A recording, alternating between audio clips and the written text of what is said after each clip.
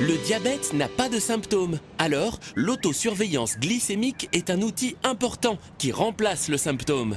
Elle permet de dépister une glycémie anormale, mais aussi elle renseigne sur l'efficacité du régime, de l'activité physique et du traitement médical.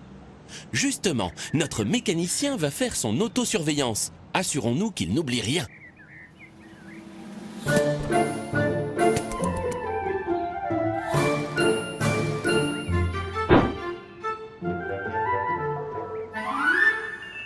Bonjour Anthony, je viens chercher ma voiture. J'ai promis à Madame Laine de l'emmener faire des courses. Bonjour, monsieur Dujardin. J'ai terminé à l'instant, mais si vous permettez, c'est l'heure de la petite pause. La pause goûter? Oh, je tombe bien. Mais non, voyons, monsieur Dujardin, étant diabétique, à 15 heures, je fais mon contrôle glycémique. Je crois savoir que c'est la même chose pour vous, non? Oh, à cette heure-ci, moi je ne le fais que le matin. Après le repas, j'ai 3 grammes, donc je ne le regarde plus. C'est bien de contrôler les glycémies avant les repas, mais aussi après. Un contrôle 2 heures après vous donnera une bonne indication sur la qualité de votre repas et l'efficacité du traitement. Si vous avez de l'insuline rapide au moment du repas, ce contrôle post-prandial est absolument indispensable pour adapter les doses d'insuline rapide lors d'une prochaine injection.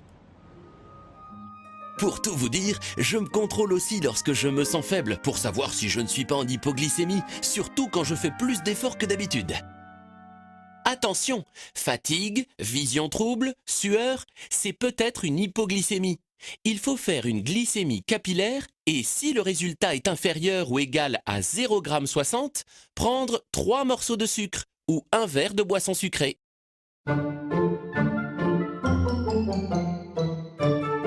Bonjour, messieurs. Je ne vous ai pas fait trop attendre, j'espère. Pas du tout, Madame Laine. Je m'apprête à faire mon contrôle glycémique de l'après-midi. Oh, j'avais prévu de le faire aussi. Vous avez votre lecteur de glycémie et votre autopiqueur? Vous le savez, je ne dois pas vous prêter mon matériel. Et pourquoi?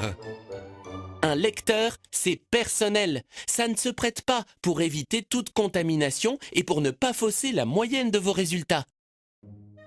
Oh, je l'ai toujours avec moi quand je sais que je peux en avoir besoin. Dites-moi, où est le lavabo? Un lavabo? Pourquoi faire? Oh, monsieur Dujardin, vous êtes incorrigible. Pour se laver les mains, bien sûr.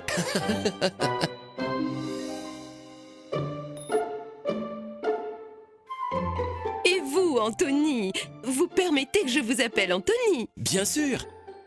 Avec votre métier, ce ne doit pas être simple. Oh, j'ai l'habitude. Je me mouille les mains. Je les frotte l'une contre l'autre. J'insiste sur chaque face.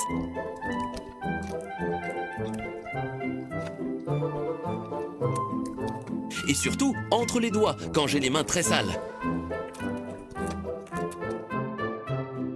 Je les brosse délicatement pour décoller les saletés, vous voyez? C'est facile et efficace.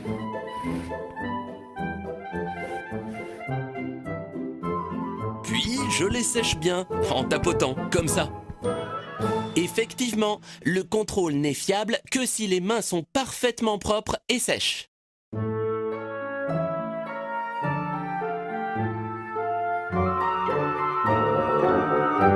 Alors, l'autopiqueur, la boîte de lancettes, le lecteur, la boîte de bandelettes, du coton et le container.